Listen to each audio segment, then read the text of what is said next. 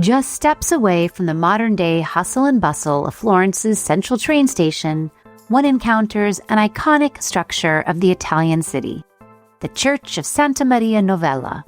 Founded in the 13th century by Dominican friars, this church and monastery houses art by some of the most renowned artists of the Florentine Renaissance: Giotto, Masaccio, Sandro Botticelli, and Paolo Uccello, to name just a few.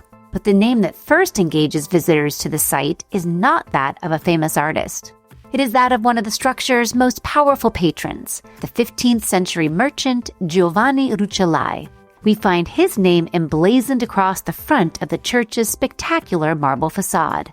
The facade of Santa Maria Novella has an important place in the city's architectural history. So what is a facade and what makes this one special? Think of a facade as the fancy face of a building, the part of the structure meant to most directly engage visitors, often setting the tone for the type of building it is and its function. Santa Maria Novella was the principal Dominican church in the city and has served for centuries as a center of Florentine spiritual, intellectual, and civic life. Dominican friars are members of a Christian religious order or community of men who have taken vows promising to live a life of poverty, obedience, and service modeled after Jesus Christ. Dominicans are especially dedicated to preaching and study and played an important role in the religious and civic life of Renaissance Florence. The marble facade we see here was begun in 1458 and designed by the scholar and architect Leon Battista Alberti, who wrote important treatises on the arts of painting, sculpture, and architecture. He was dedicated in his designs and writings to humanism, or the study of classical antiquity, and participated in the revival of ancient Roman artistic and architectural style that characterized the Renaissance period. When hired by Giovanni Rucellai to design the facade for this important church, Alberti was expected to give the building a unified grandeur reminiscent of ancient Roman buildings. Unifying the structure visually, however, was a challenge. The front of the building was uneven. The church was built in the late 1200s as a Gothic-style basilica with a tall central hall, or nave, and lower side aisles. Alberti solved this challenge by designing a two-story marble facing with architectural scrolls that soften the distinction between the upper and lower stories and hide the disparities in roof heights. For the lower story, Alberti's designs were constrained by a series of 6 medieval tombs encased in white marble running the length of the building. He was able to incorporate these earlier elements using a system of simple geometric shapes systematically organized. Squares, rectangles, triangles, and half circles rendered in white and green marble give the facade a mathematical cohesion.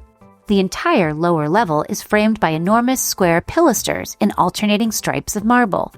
This creative use of colored marble echoes the decoration of 2 other revered local sites, tying the facade to Florentine architectural history: the baptistry and the Church of San Miniato al Monte, located on a hillside overlooking the city. Both sacred structures were created in the Romanesque architectural style popular in the late Middle Ages. Alberti's facade at Santa Maria Novella creatively fuses local traditions for religious architecture with the forms of classical antiquity.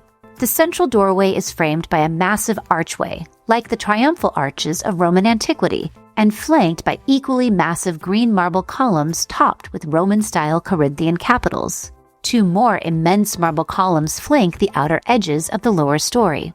Between the massive green columns, the facade is organized on either side into a series of 4 smaller arches, each supported by delicate white columns, also with Corinthian capitals. The cornice running between the 2 stories proudly displays an emblem of the facade's patron, the unfurled sail of the Rucellai family, a nod to Giovanni's great success in maritime trade and his ability to catch the winds of fortune.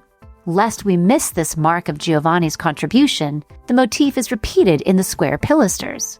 Another nod to the family is present just above the central doorway, where we see the motif of 3 ostrich feathers and a ring. This is the personal symbol of Piero de' Medici, a member of the powerful banking family with whom Giovanni Rucellai was closely allied.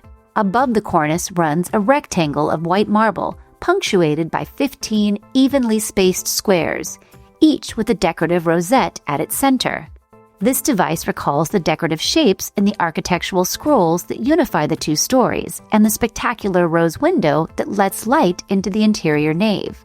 The upper story is a tribute to ancient Roman architecture. Alberti designed a pedimented temple front, modeled on surviving ancient structures like the Pantheon in Rome, characterized by a rectangular entryway topped by a massive decorative triangle. Alberti's creation is divided into 3 sections by square columns that repeats the white and green striped pattern on the pilasters below. These columns appear to support the entablature that proclaims in Latin text, Giovanni Rucellai, son of Paolo, made this in the year of salvation 1470. The triangular pediment above features a brilliant sun motif with a child's face, forming a larger triangle with the mosaic marble circles found on the paired scrolls below. This sun is a symbol of the Dominican order and of the district in Florence in which the church is located. While visitors to Florence today are greeted by the spectacular marble facades of the city's cathedral and the Church of Santa Croce, the facade of Santa Maria Novella was the only completed church facade in 15th century Florence. The face that greets us today has looked upon the people of Florence and their guests for almost 600 years, a testament to the city's ingenuity and its art.